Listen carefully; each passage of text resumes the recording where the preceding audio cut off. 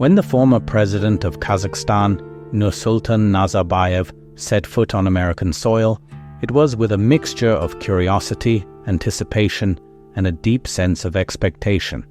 He had traveled the world before, met kings, presidents, and magnates, but there was something about the United States that had always carried a mythic aura.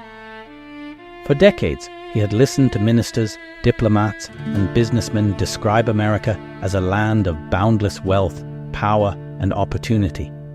Even in his later years, he still associated the country with images of shining skyscrapers, streets paved with prosperity, and an endless stream of innovation that inspired both admiration and envy.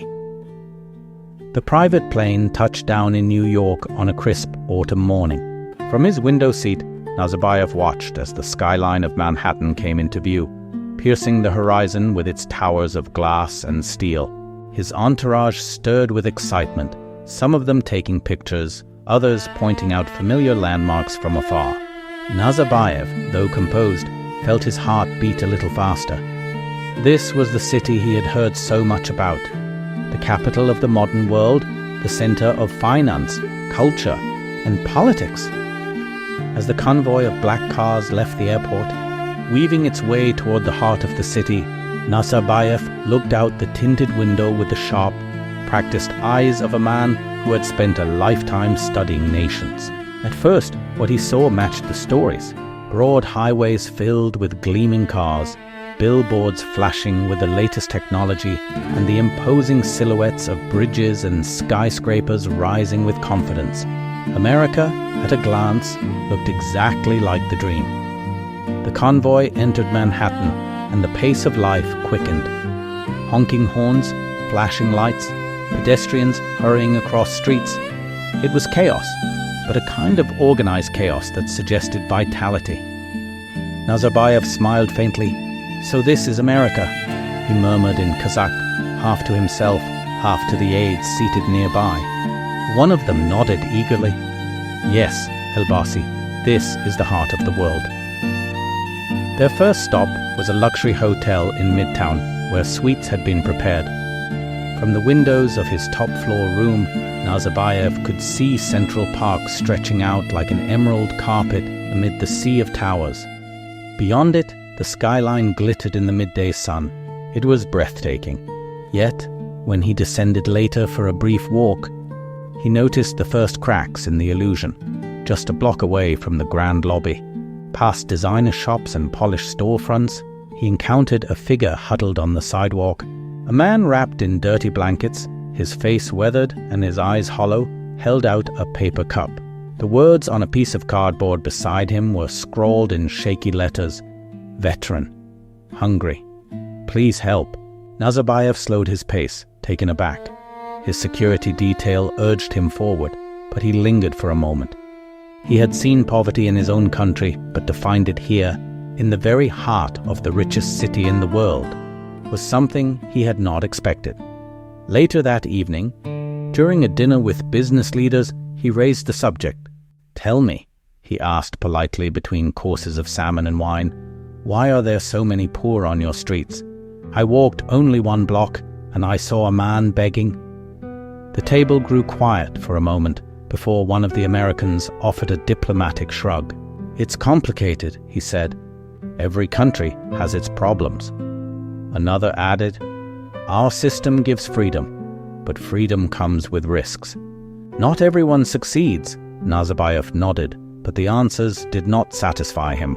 He had expected explanations rooted in strength, not excuses. The next day, he insisted on a less formal schedule.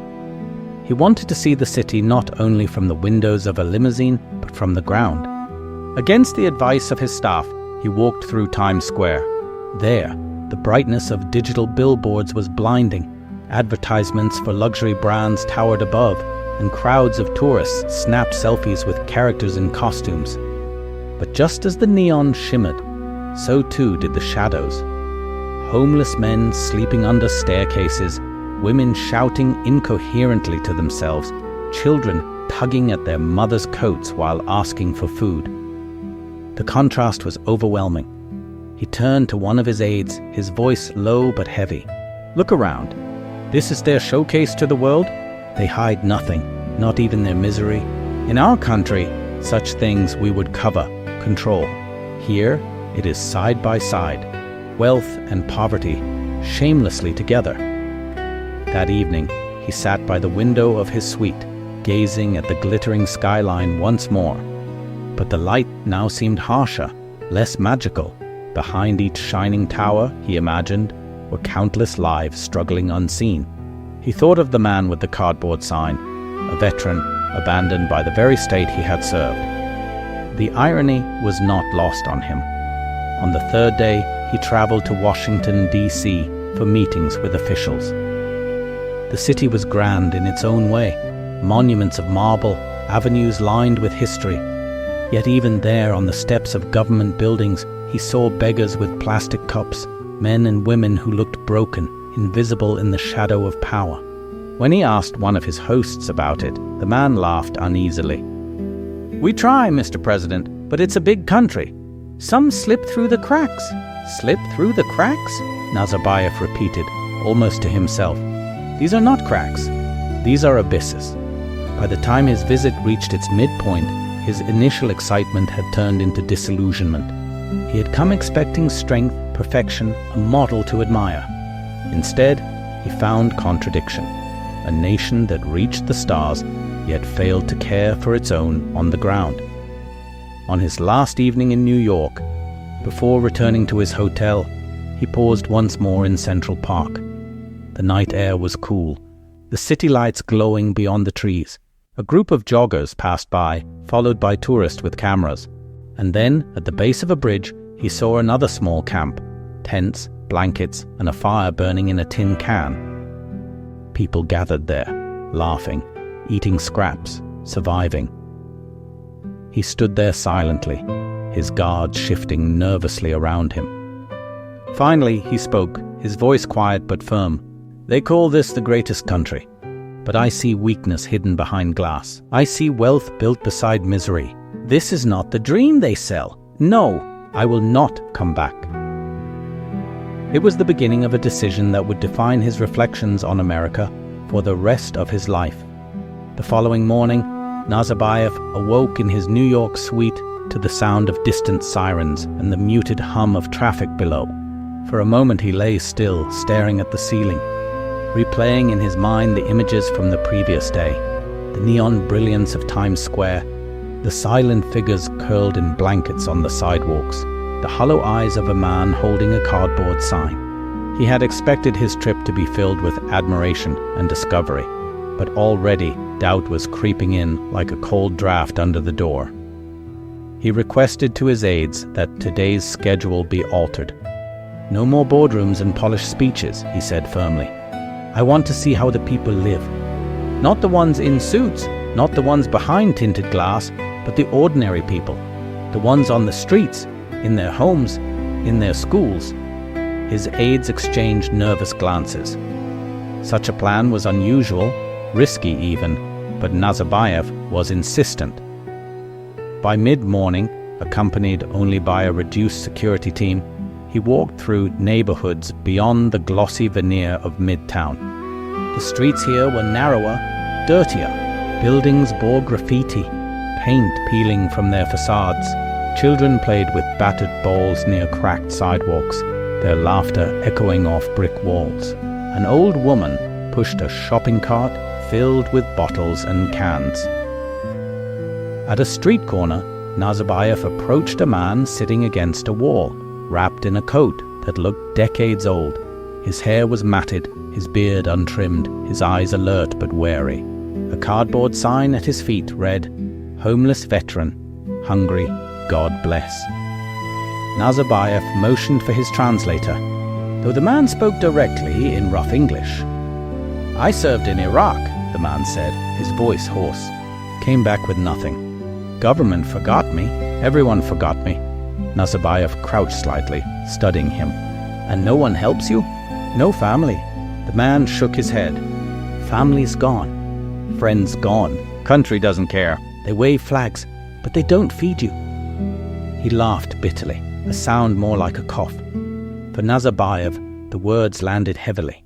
He thought of the countless speeches he had heard from American leaders about honor, sacrifice, patriotism. Yet here sat a man who had given his youth and health to the state, rewarded with nothing but concrete for a bed. He pressed a small bill into the man's hand.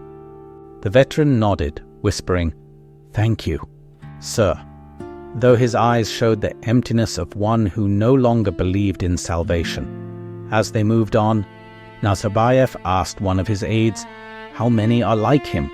"Thousands," the aide admitted reluctantly.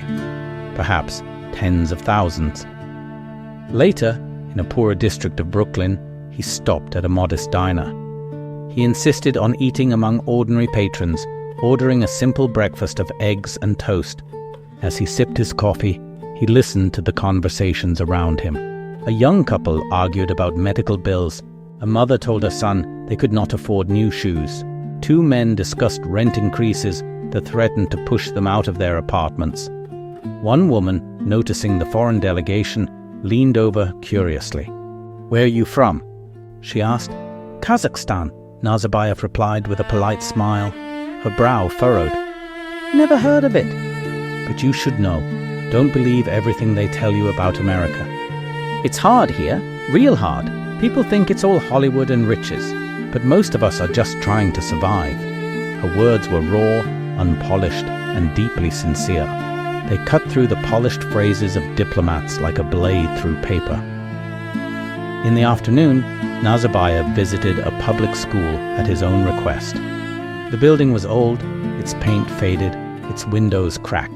Inside, he was shown crowded classrooms where teachers struggled with outdated textbooks and too few resources. He watched as children shared worn pencils, as a teacher explained that many students came hungry because their families could not provide breakfast. One boy, no older than Tiago back home, raised his hand to speak. "Mister," he said shyly, "my mom works 2 jobs, but we still don't have enough money. I want to be a doctor, but they say it costs too much. I'll never afford it." The honesty in the child's voice stunned him. Nazarbayev reached into his pocket as though to offer something, but stopped. A single bill would not solve this boy's future. The problem was larger, systemic, beyond the reach of charity. That evening, as the sun set over the city, Nazarbayev walked briefly through a park. Families gathered on benches, some with food, others with nothing more than bread. Joggers passed by, ignoring the homeless figures curled on the grass. He sat for a moment, reflecting. To his aides, he said quietly, "They speak of freedom, yet their people are chained by poverty. They speak of opportunity, yet even children doubt their future. What kind of freedom is this?" The words hung in the air like smoke. His aides did not answer. That night, lying in bed, Nazarbayev could not sleep. The images of the day replayed in his mind.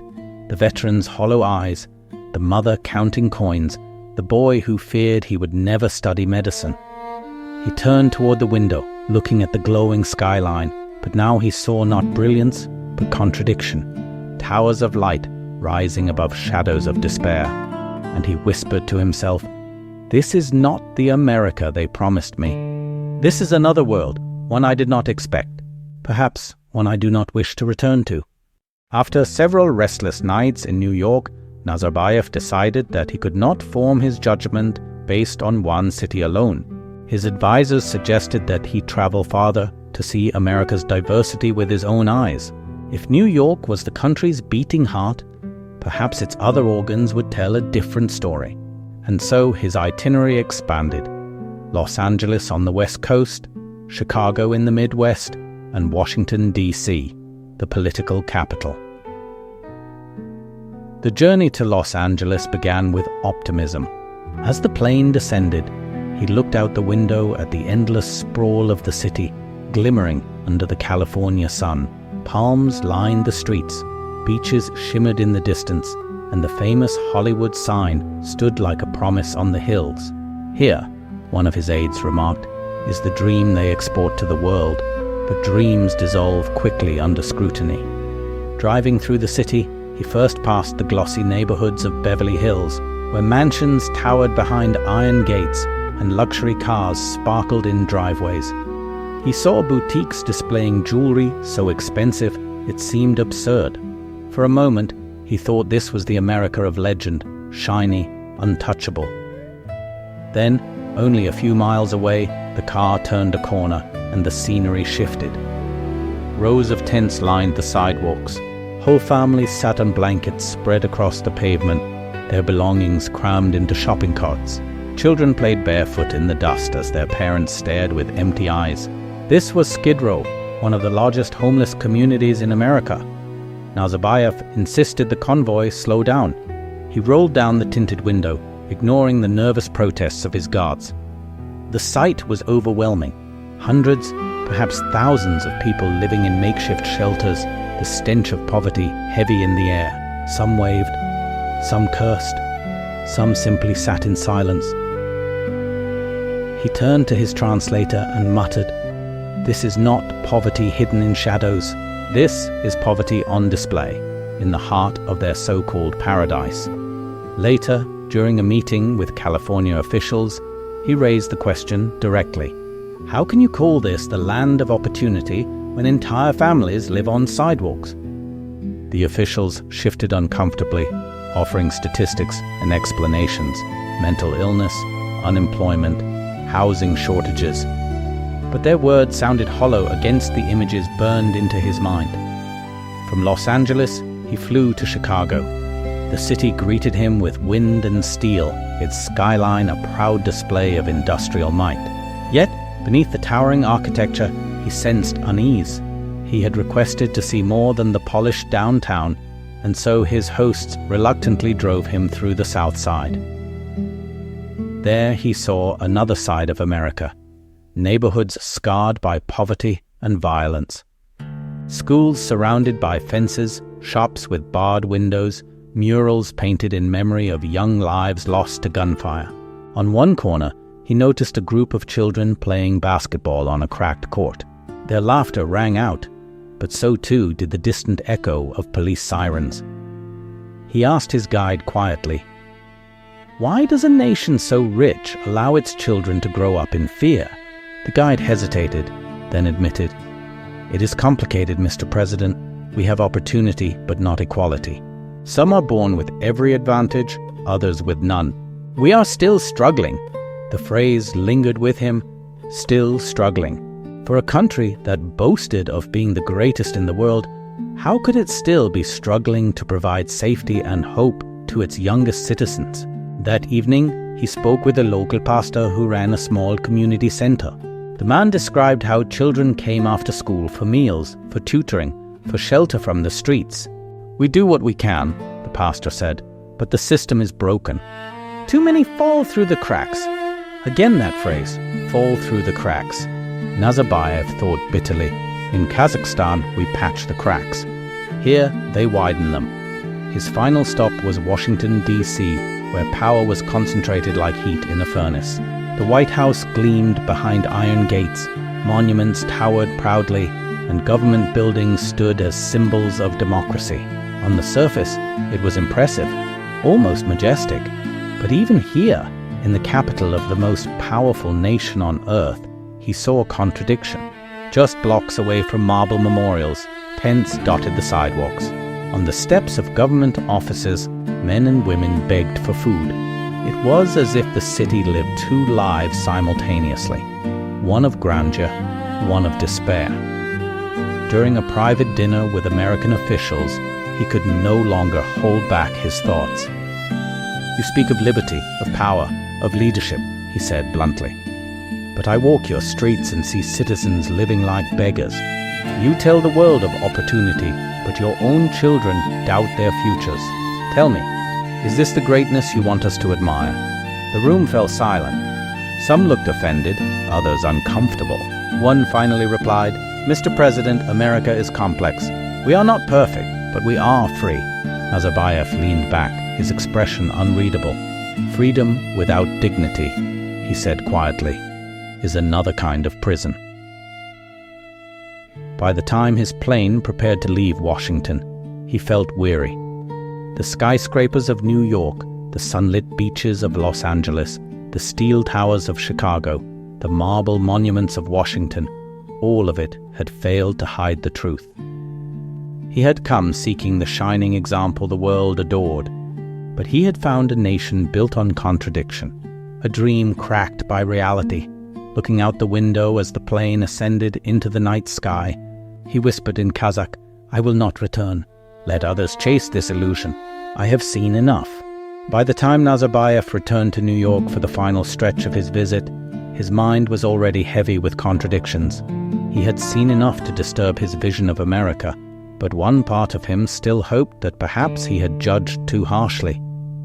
After all, he had visited only briefly, glimpsing shadows that might not represent the whole.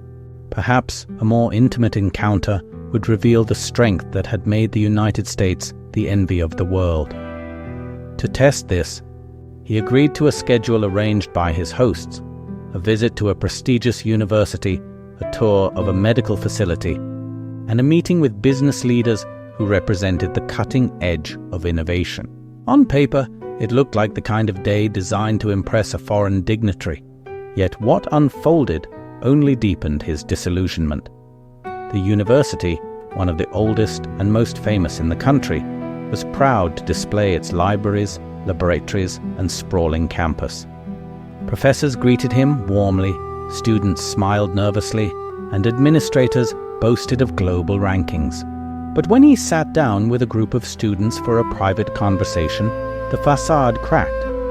A young woman studying medicine spoke first. "I will graduate with nearly $200,000 of debt," she said. "I want to become a doctor to help people, but before I even earn my first salary, I will already owe a fortune. Sometimes I wonder if it is worth it." Another student, a young man in engineering, added, "I work 2 part-time jobs just to pay for rent and food while studying. I barely sleep. Everyone calls this the land of opportunity, but the truth is, opportunity comes at a price many of us cannot pay." Their honesty startled him. In Kazakhstan, students often complain too, but not in such raw terms. He had expected pride and optimism, but what he saw instead were faces clouded with exhaustion and worry. Later, at the medical facility, he listened as doctors praised their advanced technology, showing him machines that could scan the human body in incredible detail, and laboratories developing treatments at the frontier of science. Yet, when he asked quietly about access, whether ordinary citizens could afford this care, the answer was less impressive. "Many cannot," one doctor admitted reluctantly. "We treat those who have insurance. Those who don't, it is complicated," Nazarbayev frowned. "So you have the ability to heal, but not everyone receives it?" The doctor sighed. "That is the system." The phrase echoed like a curse in his mind. That is the system. It was an answer he had heard too many times already, a justification for injustice. The breaking point came later that evening when his hosts arranged a short drive through neighborhoods near the city. The intention was perhaps to show the diversity of urban life, but the choice backfired. As the convoy rolled through a district plagued by crime and poverty, Nazarbayev looked out the window at streets lined with boarded houses, graffiti, and groups of young men gathered on corners. Police cars prowled slowly, their sirens flashing. Children played in yards where trash was piled high. At one intersection, he saw a mural of a teenager surrounded by candles and flowers, a memorial for a life lost too soon. He asked his guide what had happened. The answer, gun violence, another casualty in a country where shootings were common. His face grew pale. He leaned back in his seat and whispered in Kazakh, "They build rockets to the stars, but cannot protect their children in the streets." When the evening concluded with a dinner among officials, he could no longer restrain his thoughts. As glasses of wine were raised and toasts delivered to partnership and cooperation, he interrupted with words that stunned the room.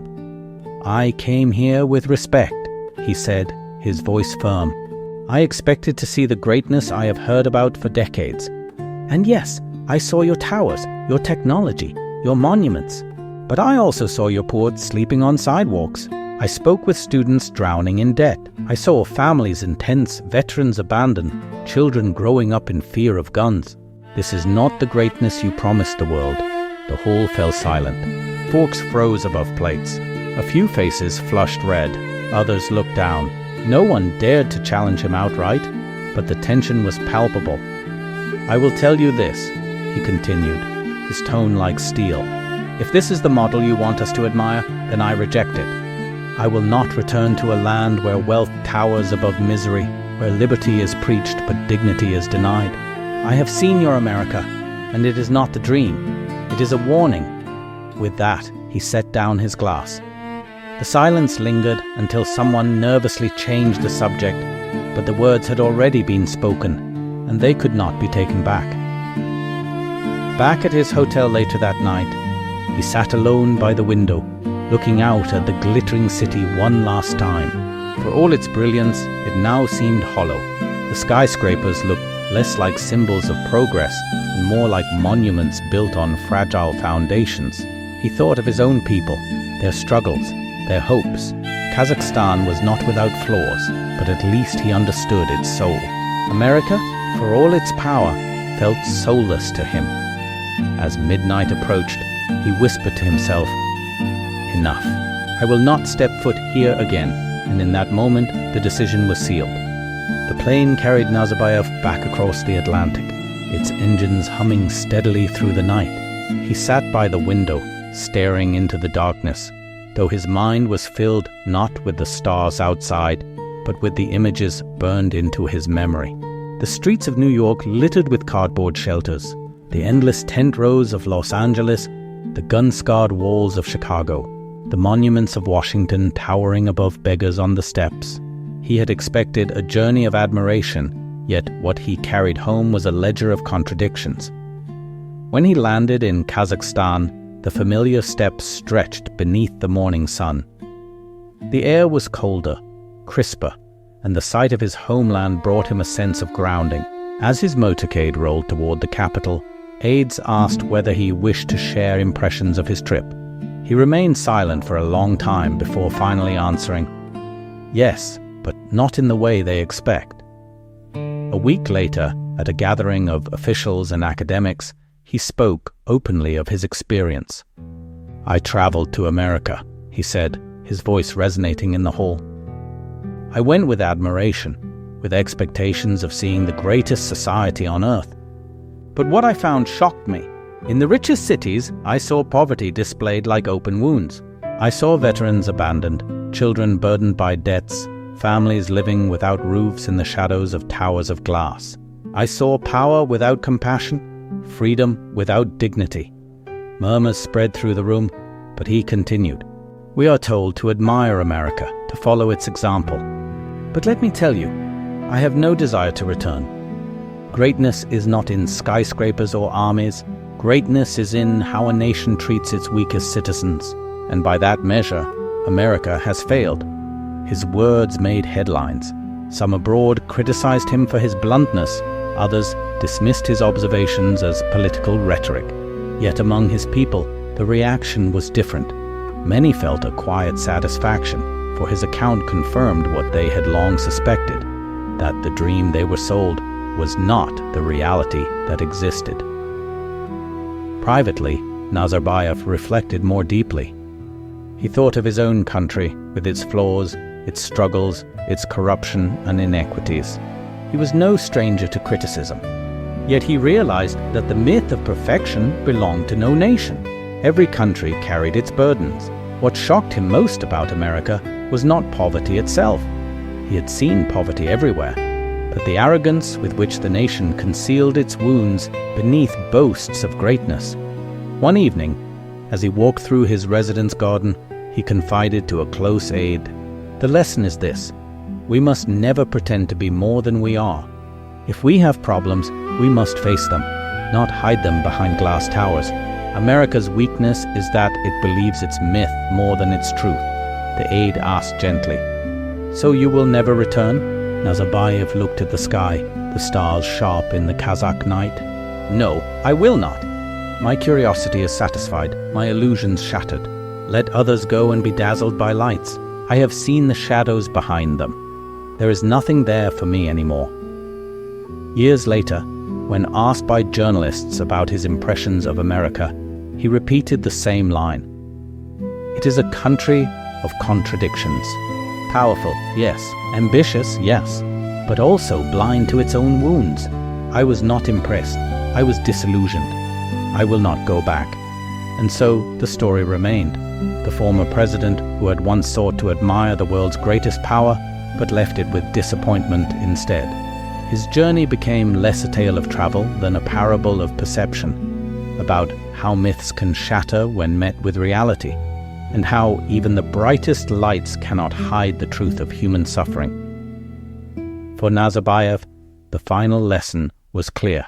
Nations are judged not by their tallest towers, nor by the wealth of their elites, but by the lives of their ordinary people. And when he looked back on his journey to America, he saw not greatness but emptiness, not strength but neglect. It was a vision that stayed with him until the end of his days, shaping how he spoke, how he remembered, and how he taught others to measure the worth of a nation. And with that, his American chapter was closed forever.